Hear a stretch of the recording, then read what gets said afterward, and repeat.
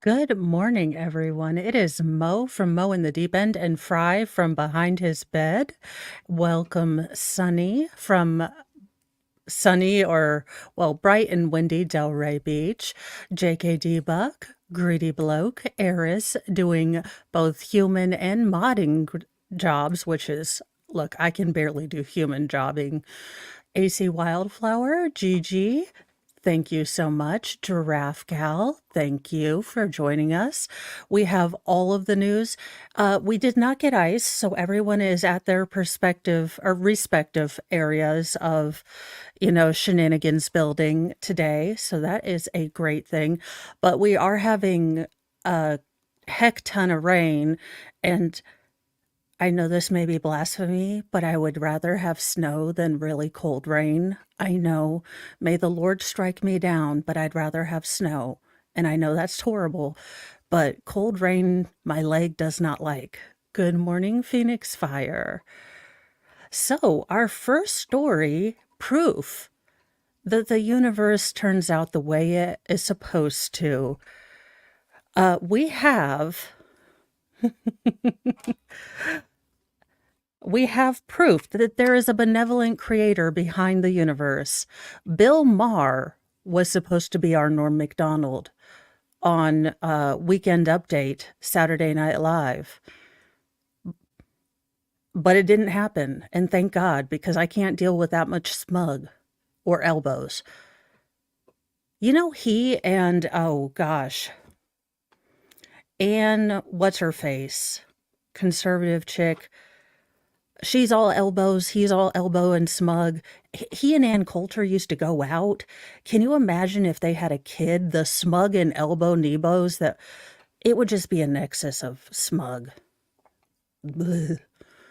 Any hoozle, back to the story. It turns out that Bill Maher almost scored a seat behind Saturday Night Live's Weekend Update desk prior to famed SNL comic Norm Macdonald getting the gig. According to Daily Beast, Jim Downey, a former writer on the hit NBC sketch comedy series, yes, it did used to be a hit. It now currently isn't. Nor is it funny. Nor is it a sketch. Really, if you don't do any of those three things, how can you still do that? False advertising. Oh my God, Turd Ferguson. Y'all, if you are ever having a bad day,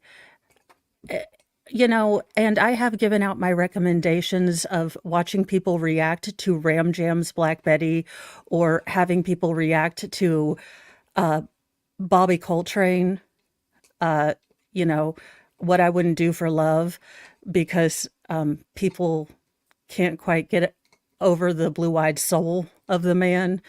But if you ever need a true pick-me-up, Norm Macdonald as Burt Reynolds on SNL doing Jeopardy.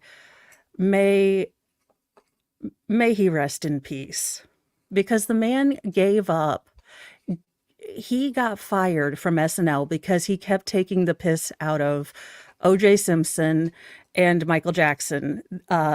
I don't remember who the head of SNL is, but they basically pulled him aside and said, look, you need to lay off the O.J. Simpson jokes and the Michael Jackson jokes. And he was like, I'm a comedian and that's funny as heck. So he got the old boot. But let's continue.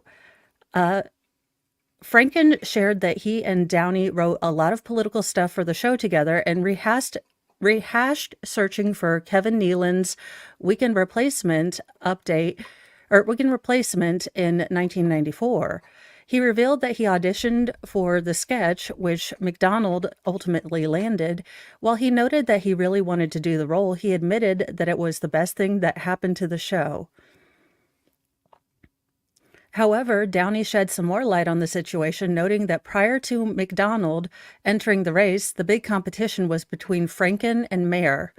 The Real-Time host had the backing of talent agent Bernie Brillstein, who was actively campaigning for Bill against Franken. Look, Al Franken, you were only funny in a couple of your movies. I didn't find Al Franken all that funny, but Look, this is why we have different comedians, because not everyone finds everyone funny. Look, people thought that Carrot Top was funny. Now, I would like to bring back Gallagher, but I don't know that we have enough watermelons. Also, whatever happened to Gallagher? Is he still alive? If anyone in chat knows, please tell me we didn't lose Gallagher too. I need something to survive for. Funnily enough, Franken claimed he didn't know any of this. Nonetheless, Downey said that McDonald emerged late. Once I knew it wasn't going to be you, well, I felt, well, can it please be Norm Macdonald and not Bill Maher? Downey told Franken, clarifying it wasn't an anti-Bill Maher thing, but between the two candidates, it was absolutely Norm. Despite Macdonald being selected, Downey said that he and the comic were eventually fired after taking the O.J. Simpson jokes too far. Y'all, there is no joke too far to make fun of O.J. Simpson. The man is a joke. As Simpson was a friend of Don Ohlmeyer, a network executive per The Daily Beast.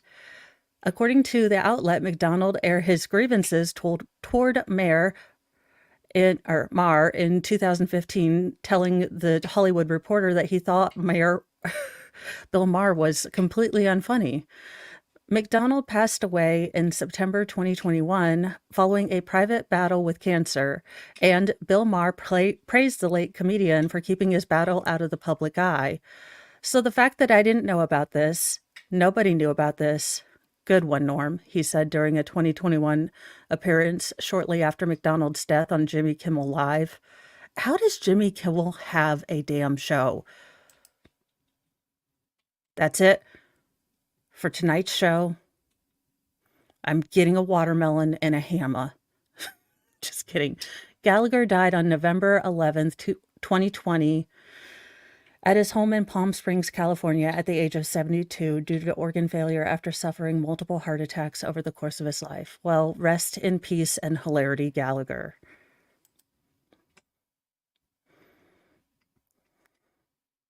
And Norm Macdonald. Now, God, look, I know this is slightly blasphemous, but we are willing to trade you an Al Franken and a Jimmy Kimmel for you to bring back a Norm Macdonald. Think about it.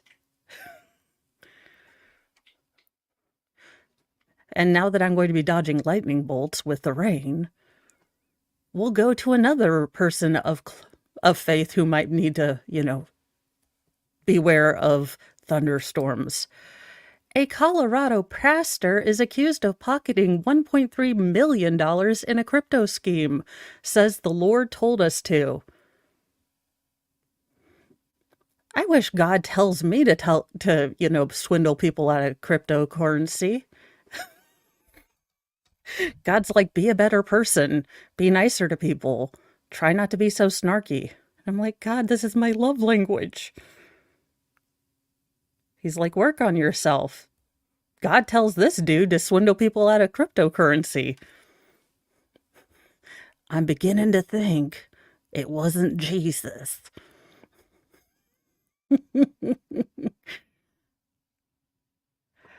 Oh, JKD Buck. Okay, so this is, let me get this out.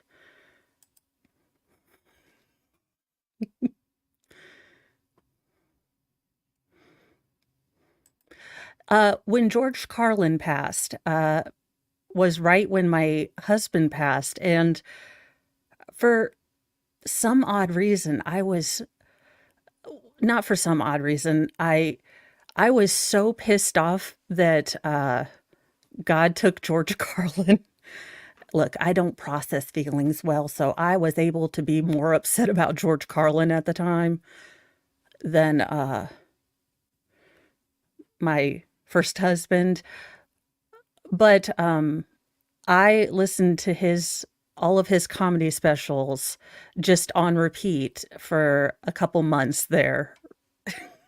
He was so incredibly gifted and funny at telling stories and looking at things and talking quickly, and oh my goodness. But let's get back to the pastor who apparently crypto stole. A Colorado-based pastor for an online church accused of pocketing 1.3 million, through cryptocurrency fraud scheme, told followers in a video statement that the Lord led him to do it. Okie dokie. Let's continue. Eli Regaldo and his wife marketed their cryptocurrency Index Coin to Christian communities in Denver, saying God told him people would become wealthy if they invested. Oh, dear God, no. Jesus never tells you to invest in the stock market, just no. The Colorado Division of Securities said in a statement Thursday, Index Coin raised nearly $3.2 million, the Securities Division said. At least $1.3 million of that went directly into the Regaldos, or was used for their own personal benefit, said a complaint filed Tuesday in the Denver, Colorado District Court. The Regaldos could not be reached for comment. In a video statement to his followers last week, Eli Regaldo said the charges that they pocketed $1.3 million were true. Well then, why are we having a trial? Okay, out of the $1.3 million, $500,000 went to the IRS, and a few $100,000 went to a home remodeled the Lord told us to do. The Lord was like, y'all need shiplap and new traverse tiles, and this wall has to go. Jesus was a carpenter.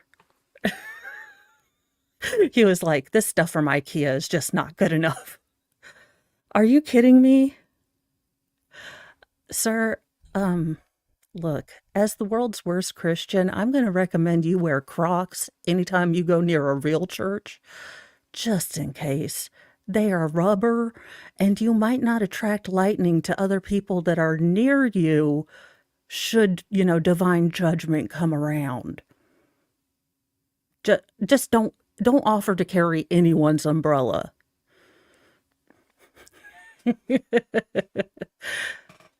The couple also allegedly spent their investors' funds on a Range Rover, luxury bags, jewelry, and au pair, boat rentals, snowmobile adventures, according to the complaint. Again, Jesus was like, y'all, have fun. Have fun and have handbags, I'm sure. For the love of all that is holy. And hood, apparently, in this case. The couple were charged with violating anti-fraud provisions under the Colorado Security Act. Colorado Security Commissioner Tung Chan said she filed the civil fraud charges after she was approached by people who invested and lost money through Index Coin. Oh, observation station. Mo, I must tell you how much you made me laugh with the Donna impression I was painting on canvas. Thank you. As a-hole Avenger, I like taking, I love Britishisms. I like taking the piss out of people who definitely need to maybe be taken down a peg or two. I have a windy wig. I just need to make a little halo, and I have no idea where the younger ferals put the glue gun, which is terrifying, but I will find it today, and we will make a halo, and then we will have a windy discussion. But thank you so much. Yeah, it's my greatest superpower, mocking the moronic. Regaldo claimed that God told him investors would become wealthy if they put their money in Index Coin, promoting it as a low-risk, high-profit investment pegged to the average value of the top 100 cryptocurrencies, the security division said. And good morning, Christine. I hope you're having a good day. In reality, Index Coin was illiquid and practically worthless, the security division said in a release. The cryptocurrency was only in Kingdom Wealth Exchange, which the Regalados, look, these jerk faces, shut down and can no longer be sold anywhere. Okay, I will be completely straight with you guys. I have no idea how cryptocurrency works. I don't understand it. I don't get it. I would buy cryptocurrency if I got what any of it does. I'm glad you're fighting the system and the powers, but I don't understand it. I don't get it. So these two people are a bunch of jerks, and shame on them for using faith to steal from people. And how dare you? In another how dare you, Home Alone actor Devin Rattray, uh, Buzz, hospitalized in critical condition. Home Alone star Devin Rattray has been hospitalized and was in critical condition, which has led to his domestic assault trial being delayed. The actor was best known for portraying Buzz McAllister in both Home Alone and Home Alone 2. Buzz was the older brother of Kevin McAllister, played by Macaulay Culkin.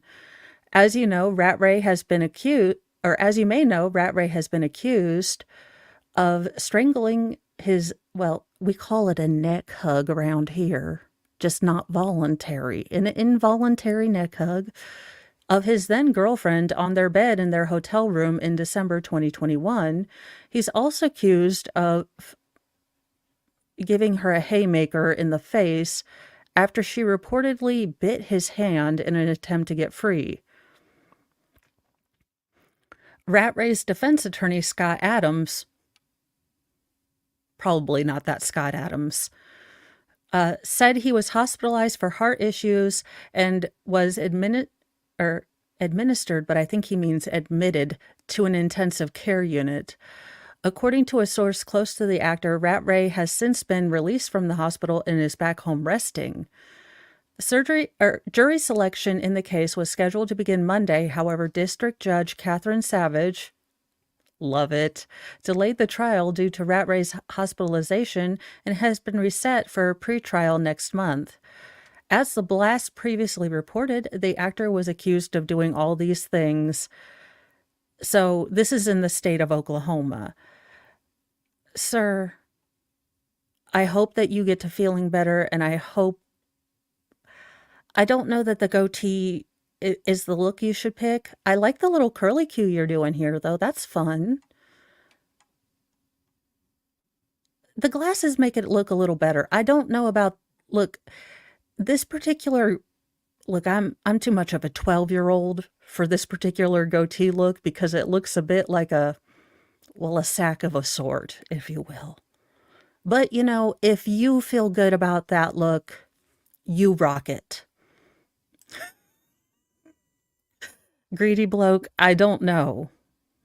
But I hope you get to feeling better and make better life choices.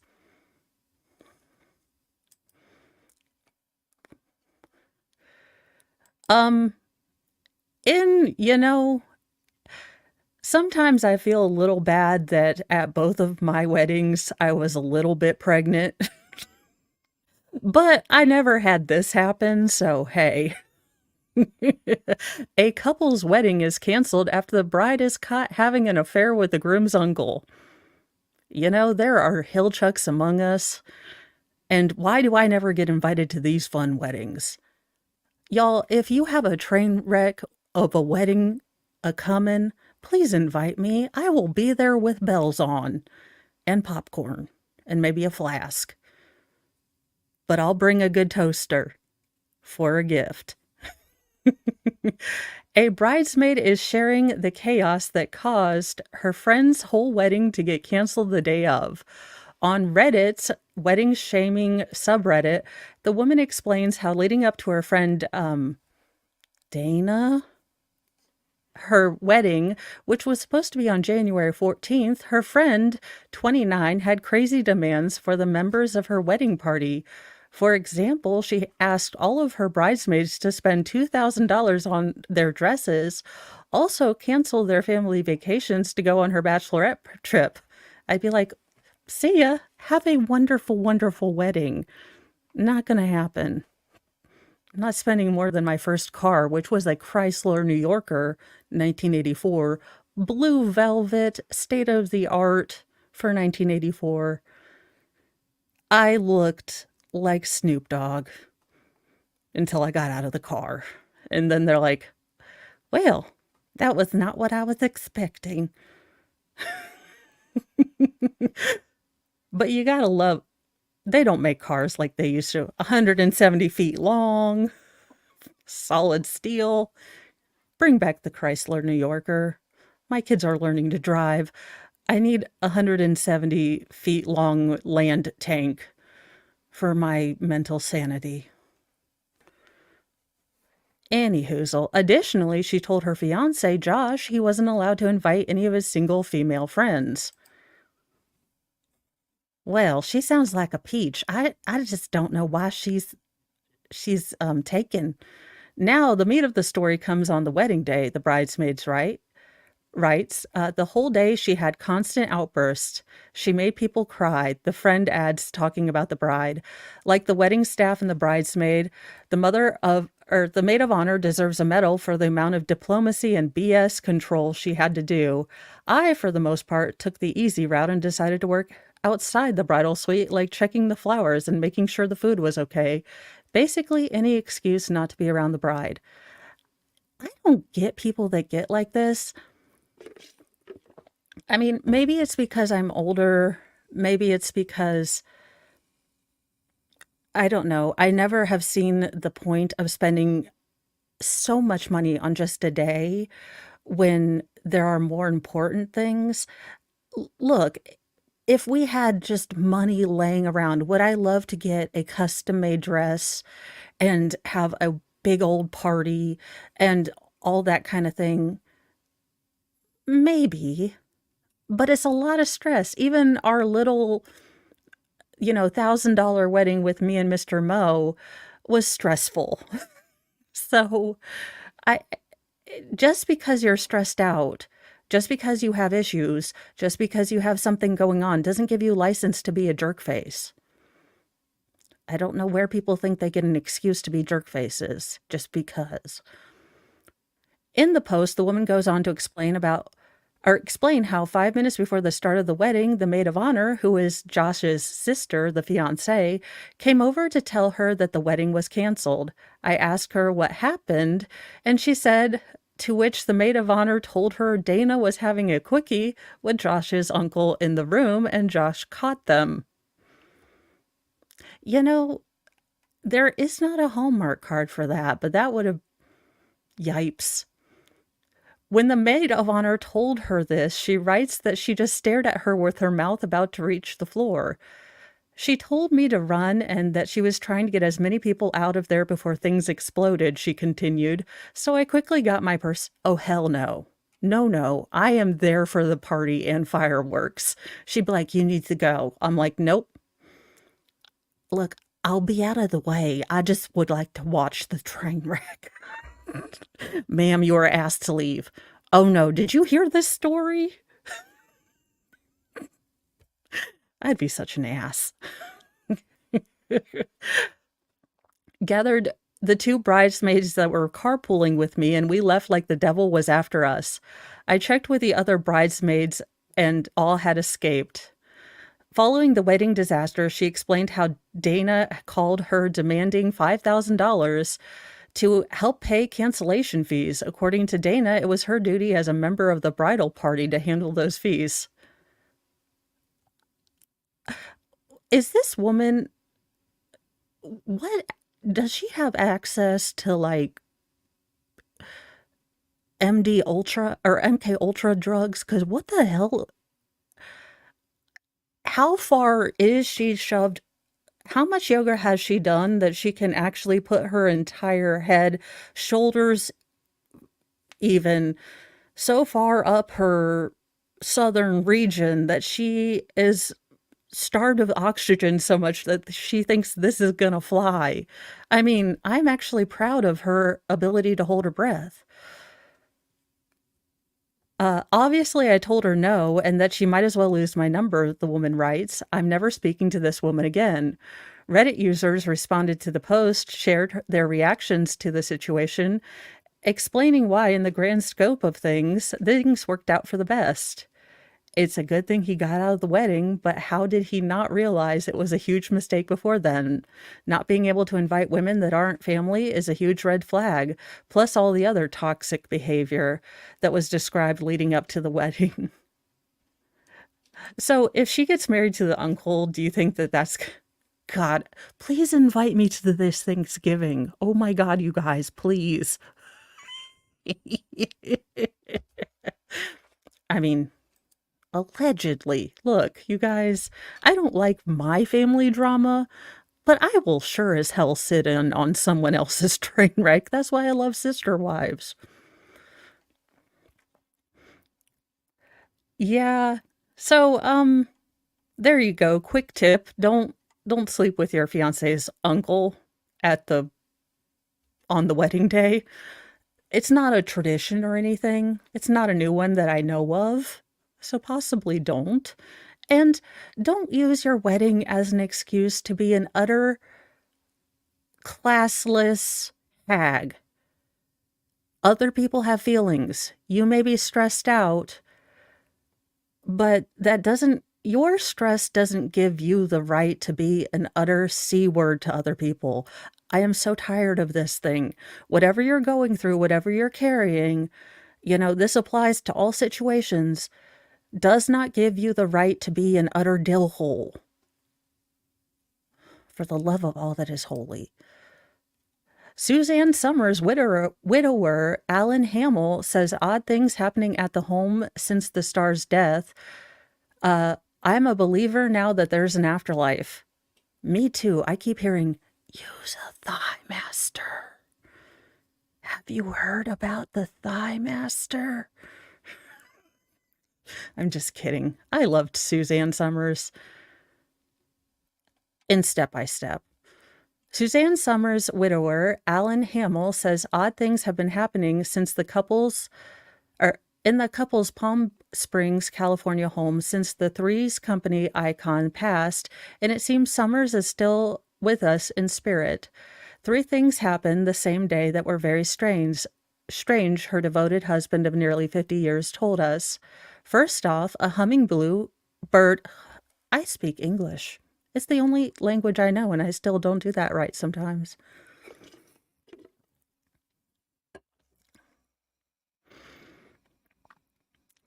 Let's see. First off, a hummingbird flew into our house and made rounds in the kitchen and the living room and the dining room. The bird then hovered in front of a framed picture of lovebirds Hamill and Summers in their breakfast nook and even landed on top and stayed there. Hamill even snapped a pic of the bird. After that, the fireplace started all by itself, and some music came on by Suzanne's favorite composer, Otter. No one's ever heard of this guy, he said, of the obscure maestro. Interesting.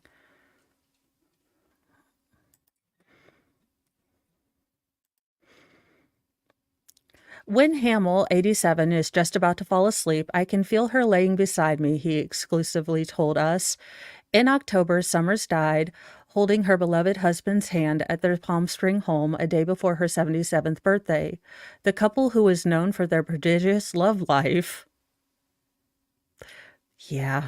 rarely spent an hour apart in 55 years together, Summers reportedly told Page Six.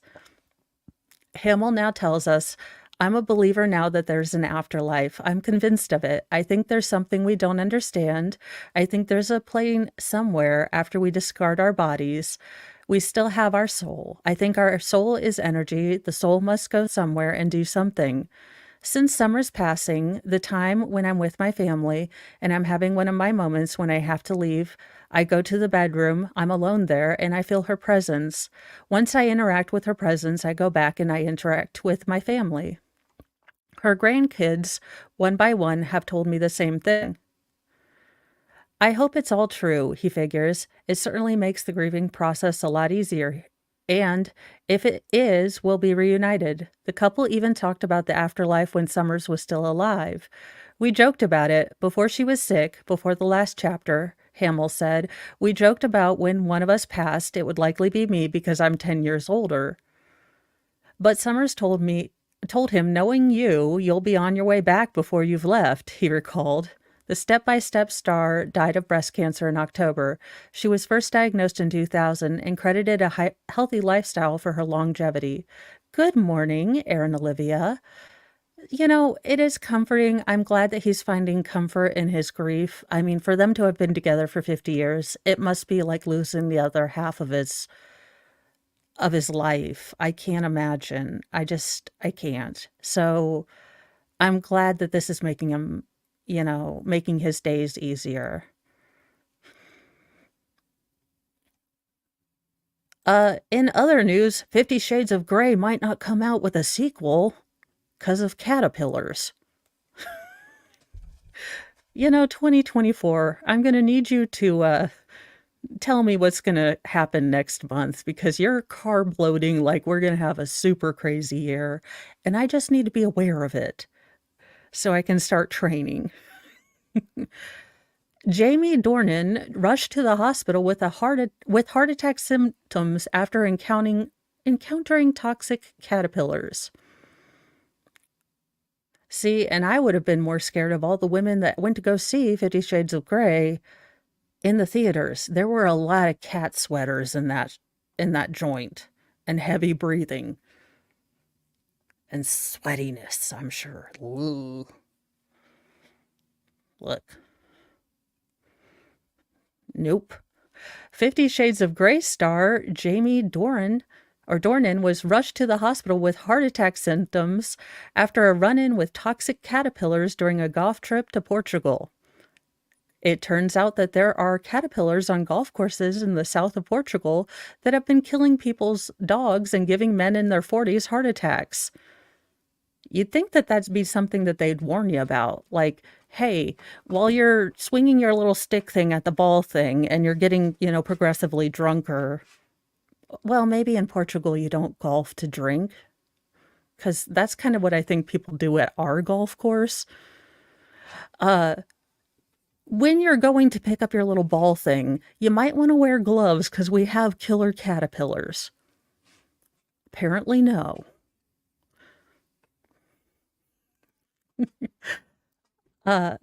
Jamie's friend, Gordon Smart, who was with the actor in March 2023 trip, explained during January 12th's episode of the BBC's The Good, the Bad, and the Unexpected podcast.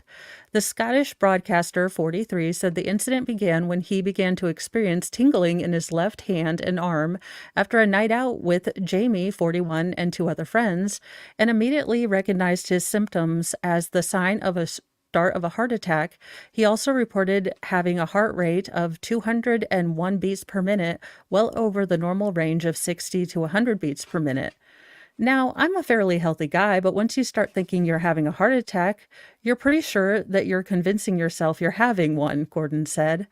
After passing out in an Uber on his way to the emergency room, Gordon remembered waking up in a hospital bed where he quickly noticed another friend on the trip being wheeled in with similar symptoms. Gordon said that while he was discharged from the hospital shortly after, Jamie's symptoms worsened and he too was rushed to the emergency room for treatment. Gordon, about 20 minutes after you left, my left arm went numb, my left leg went numb, my right leg went numb, and I found myself in the back of an ambulance, he recalled Jamie telling him. Though Gordon and his friends recovered from the mysterious incident with no lasting effects, he explained that there was an interesting twist in the saga about a week later. Gordon said the doctor, presumably one who treated the friends for their symptoms, called him shortly after they returned home from their trip and asked if the group had been in contact with caterpillars during their golf outing. Brushing up against a native species of pine processionary moth caterpillars, the physician reportedly explained, can result in symptoms in humans similar to the ones they presented with. Forest research noted that the insects can pose a hazard to human and animal health, and touching the caterpillars can cause a range of symptoms ranging from minor skin and eye irritation to more serious allergic reactions. Good morning, spirit matter. According to one February 2016 report in Portugal News, a local gardener suffered 4 heart attacks. Good Lord. Due to anaphylactic shock after coming into contact with the caterpillar's poisonous hairs. The man, according to the outlet, underwent triple bypass surgery as the result of his body's deadly response to the insect. It turns out we rushed up against these caterpillars and had been very lucky to come out of that one alive, Gordon concluded his unusual tale. All right, well, maybe I won't go golfing in Portugal. I'll just eat all the tapas and try to stay up past 9 o'clock because I think I heard somewhere that most things in Portugal don't, like, you don't eat dinner until 9-ish in Portugal and Spain. It would require me to leave my house. I'm very Jamie-like. So I don't know that that will ever happen, but I can dream. In sad news and odd news, an extremely naked Airbnb guest unalived a delivery driver to death with firewood he was dropping off at a customer's house. It's always a naked dude. This is not in California or Florida. No, it's not in Florida. It's in Texas. A 27-year-old man who was staying at an Airbnb in Texas has been arrested for allegedly unaliving a 51-year-old delivery driver, attacking the man while fully naked, and bludgeoning him to death with a piece of firewood the victim was delivering. Christianas Ombandi was taken into custody and charged with 1 count each of murder and aggravated assault against a security officer and obstruction or retaliation in the brutal slaying of Scott Edward Jackson, records reviewed by Law and Crime show. According to the report from Dallas ABC affiliate WFAA, Jackson and his daughter, Casey DeLeon, ran a firewood delivery business together. On the night of his tragic death, Jackson was reportedly delivering firewood to a man who was a regular customer and lived on Wendover Drive in Fort Worth. The attack happened while Jackson was delivering firewood to a customer who later told the station about the attack. Quote, as we were loading up the wheelbarrow, this random guy shows up and gets directly in my face and accuses me of being on his property and being in his house, and he never wants to see us again, the customer said. He was extremely naked. How does one become extremely naked? He was not even wearing a hat. When the customer and Jackson told the naked man to go away so they could get out of the frigid cold, and I've read a couple things about this story, and this is the sad part for me. And I didn't want to pull this up until Law and Crime had done a more thorough research on some of the paperwork. But according to other articles I've read on this story or this case, the victim's daughter had asked him to stop delivering late at night, and this was just a side job. He didn't really need the extra money, but because of the cold weather that was anticipated coming into Texas, and some of his customers are older folks, he was, bound and determined to get every single customer their firewood because of how cold it was going to get, and he wanted to make sure everyone was okay. So that really touched my heart because I thought, here's a guy who is going above and beyond. He doesn't really need this money. He's doing this as kind of just a side job. And, he's trying to make sure that everyone in his community is taken care of. And this guy, who obviously has something going on, just snuffed him out for no reason. This is why I joke around, I horse around, and I make fun of things where I can, because there's stories like this where there's just no reason, there's no rhyme, and you've got to find funny where you can. So, extremely naked. Let's see. The customer was injured in the incident but survived. It happened so fast, the customer told the station, so fast. Per the customer, the naked man grabbed one of the pieces of firewood Jackson had been delivering, struck him over the head with it. Omandi then allegedly chased after the customer, who ran into his backyard and made it into his house, where he dialed 911. The customer reportedly said that he then watched as Omandi went back to Jackson and continued to strike him with the firewood. The customer told WFAA that he saw the assailant clearly during the attack and subsequent pursuit, saying, quote, "I was looking death in the face." Another witness reportedly told the police that after hitting Jackson in the head with the firewood, Omandi allegedly dumped the remainder of the wheelbarrow on the victim and fled the area. Jackson was later pronounced dead at the scene. A subsequent autopsy determined that Jackson's death was a blunt force trauma, obviously. Police tracked Omandi to an Airbnb across the street from where the crime took place. When authorities arrived, a woman who had also been renting a room at the address reportedly said that Omandi came running into the house yelling at her before trying to break into her room by force.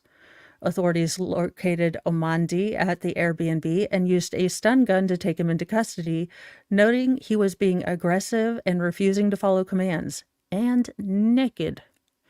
A GoFundMe to help support Jackson's family has been set up. Omandi is currently being held at Tarrant County Detention Center on a $300,000 bond. I'm sure we're going to find out that there's some mental health or some street, not legal pharmaceutical issues going on here. It's just very sad that this man was trying to help out his community and do really good things, and it's just, this is what happens. And despite my feeling on deers, I decided to put this story in. Firefighters rescue a deer stuck on a Texas porch. Because I love all creatures, even if they're plotting against me. Firefighters in Texas rescued a deer that ran into a resident's porch and became stuck while trying to squeeze between the wooden supports on a railing. Mostly because I think Fry would do the same thing. like I almost got it out, Mommy. I almost did. And then my head is too big. I cannot get it out. I is stuck. The Georgetown Fire Department said the Station 6 A-shift crew responded to Georgetown home on the report of an animal in distress. The members arrived to find a deer stuck in the porch railing, photos the department shared. So, yeah. Oh, poor guy. It's a little deer, too. It's a baby deers. Oh, well, you got out, but it looks like you got a little scuffed up. Oh, no, I don't want to go to your TikTok. No. Fry, we're almost done. You are going to be just fine. After a bit of TLC, the exhausted deer ran off and is back with her herd, the department said on Instagram. I don't know, did they reach out to her herd for comment? I feel like I'm not getting the whole story.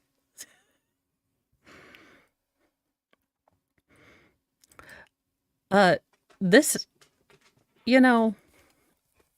yes, Fry, can I help you? I am the captain now. Chicago's famous rat hole, a rodent-shaped indention in a concrete sidewalk, was filled... Excuse me. Friberto, you are not supposed to have a toothbrush.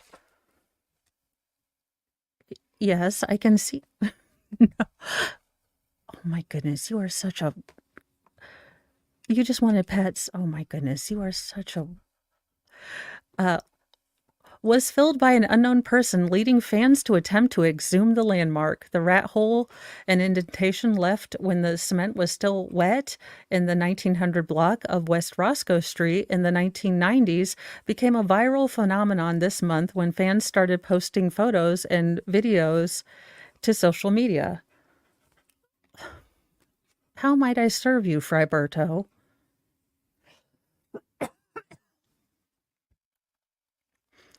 Fry, I am trying to do something, sir. Okay, I'll use my left hand. Visitors left offerings, including spare change and snacks, as a tribute to Chimley, the name given to the animal that created the indention. The hole appeared to be rat-shaped, but some neighbors and animal experts said it was more likely left by a small squirrel that fell out of a tree.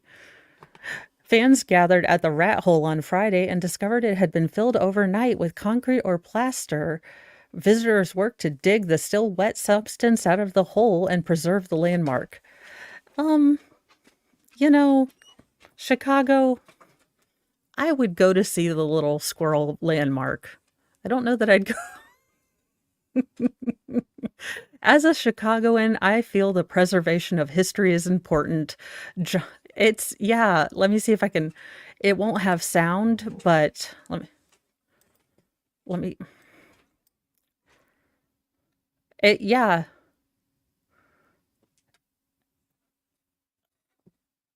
it's a rat hole.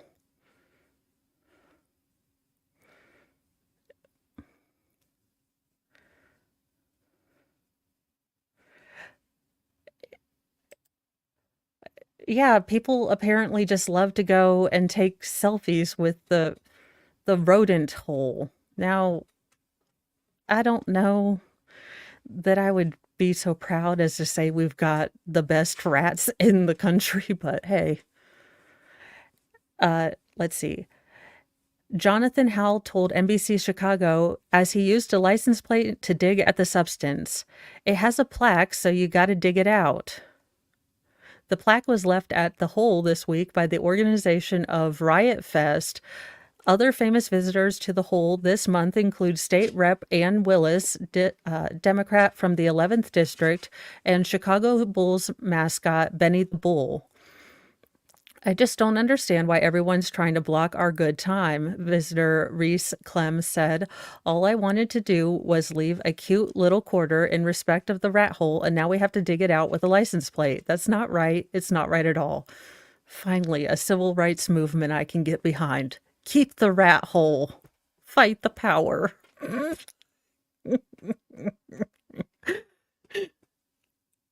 you imagine the signs? No rat hole, no... Never mind. Hey, Bobby. I was going down a rabbit hole. I will be good. Uh, in a reminder to remind us, with people with young children that are learning how to drive, and or maybe those of us who have friends, don't drive like a freaking numpty Muppet reject. Be a considerate, smart driver. I know when you're young and you think you are immortal, but oh my gosh, you are not. And if you do dumb stuff, you will leave behind families that are broken. So I try to say that every time to my kids in a nice way, but friends, witnesses shaken after two young passengers left unalive in NYC stunt driving mishap in an area known for thrill seekers, cops say. Friberto, I am doing one more story. You can behave. Friends and witnesses were left shaken after a car crash caused by a young driver's stunt mishap killed two passengers, including a 15-year-old girl, in a Bronx neighborhood known as a magnet for thrill-seeking motorists. The unidentified 23-year-old driver of a Chrysler 300 hit a dip in the road just before the fatal crash with a parked truck, which happened near the intersection of Brant and Ville Avenues in Hunts Point about 3:30 a.m. Look, my grandma said nothing good or really great things happen after midnight. So, look, when you're not married and you're, 21 to 31, nothing good happens after midnight. If you're married. I'm just kidding. Friberto, we have had this talk, sir. There was salt on the road and there's a dip. So when he hit that, he started losing control. The truck owner, who identified himself as Chip, told the Post on Monday. The driver had been trying to pull stunts, but that didn't account for the slight slump in the road, which cuts through the heart of the industrial area near the East River, the owner said. I saw what happened, he continued. I saw what happened right after the accident. I saw how many kids were outside trying to open the doors. The caught on camera crash killed two passengers. Gilvante Robinson, 21, who was in the front passenger seat, and Sabrina Villagomez, 15, who was in the back.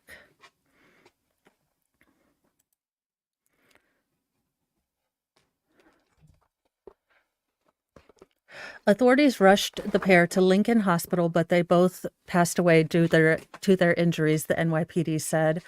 On Monday, a friend of Robinson lamented his pal's death. He was a super energetic kid, always happy, and put a smile on someone's face. Jay Ben, 27, told the Post. Ben, who works as a security guard, said he had known Robertson for about 4 years. They met while riding scooters, he said. He brings the community together, individuals together, not only cars, he continued, adding that Roberson worked at UPS. He was a marvelous person, didn't have no hate for no one. No one disliked him. No one hated him. We all loved him. He didn't have to go out like this.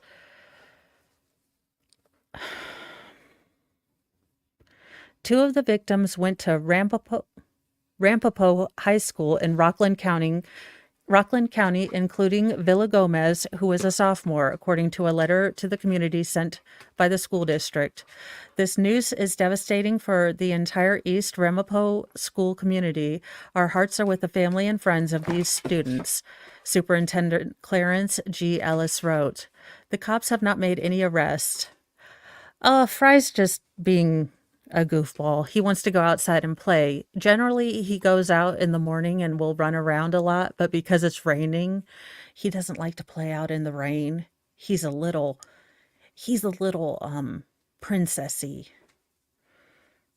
when it comes to rain. So he's got all this energy, but he will not go outside and play in rain.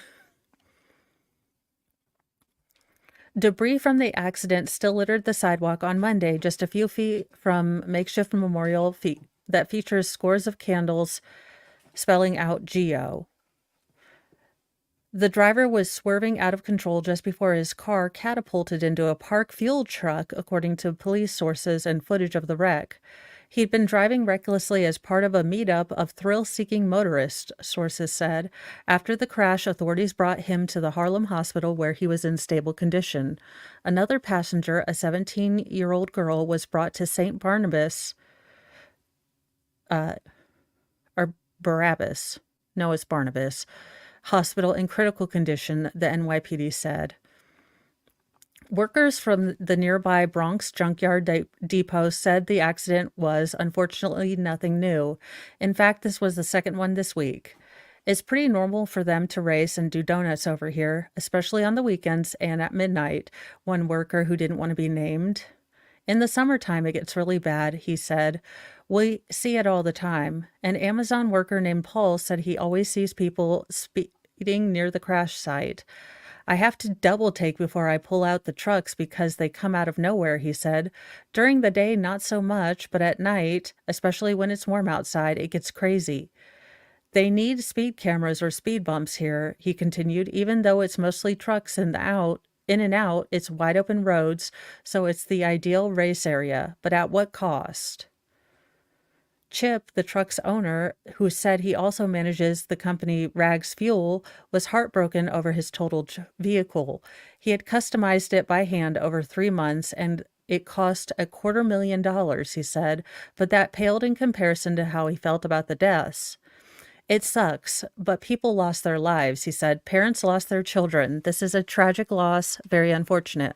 My truck is replaceable, he said. Humans aren't. It is what it is. So my question is why don't we have police officers out here on evenings? And I can probably assume the reason why, unfortunately, because if the police take action. And the NYPD, I know, is very, very stretched thin right now. You have an average of 200 officers that are taking retirement every month. You have classes of new recruits that have been put on delay because of budget cuts. So you have, officers that are already stretched thin, but you also have a very politically motivated police force that doesn't want to look like they are targeting one group or another. And look, no jokes and no funniness. As a mom, if you are a kiddo watching this, first off, I know you feel invincible. I know you feel like you're never going to get, the short end of the stick. Don't do dumb things. You are not Superman. You're not invincible. One dumb mistake and you can leave a wave of devastation. Just be smarter. You are not in Tokyo Drift or whatever it is that you think you are in. Actions have real consequences. I know it's hard to think about that when you're young, but try. In the last story of the day, as deep freeze grips the South, North Carolina Gators chill out. I did wonder what was going to happen to the Gators. Actually, I didn't, but as soon as I saw the article, I was like, what does happen if it freezes down south? Do the Gators just freeze up too? The deep freeze that gripped the U.S. South this weekend forced a band of gators at a North Carolina wildlife park out of their comfort zone, trapping them under a layer of ice with only their toothy snouts jutting above the frozen surface, enabling them to breathe. Year-round, the Swamp Park in Ocean Isle Beach offers visitors a chance to get up close to its menacing reptilian residents. But in recent days, the creatures, or the living gator sickles at the park, have presented a more wondrous sight than usual. The creatures suspended themselves with their snouts just above the frozen surface of the ponds in order to bromate, a lighter reptilian version of hibernation, which is what bears and some other mammals do to survive in cold weather. We have alligators and ice, folks. Friberto, must you be in everything? A park staffer, let's see. Should be able to see this. No.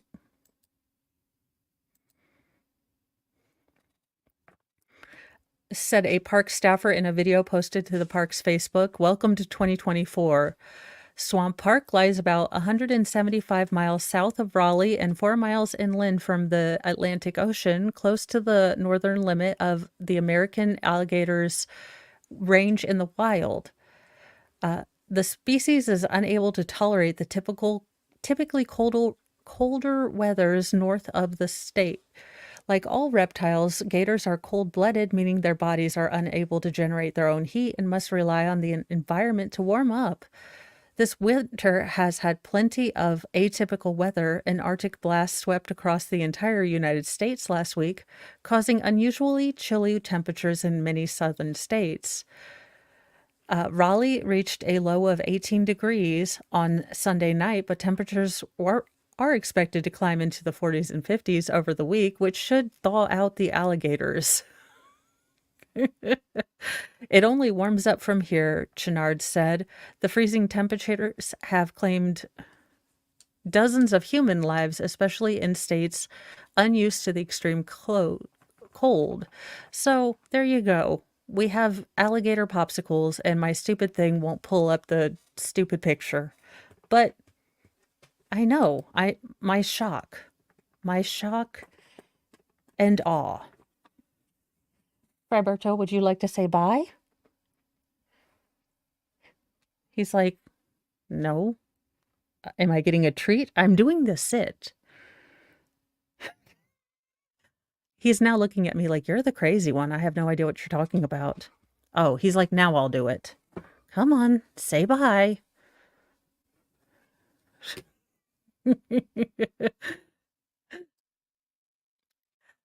Probably. Have a wonderful morning. I am sending you guys over to Baker because he is still doing the treehouse trial if they show up. I don't know if they've been showing up on time.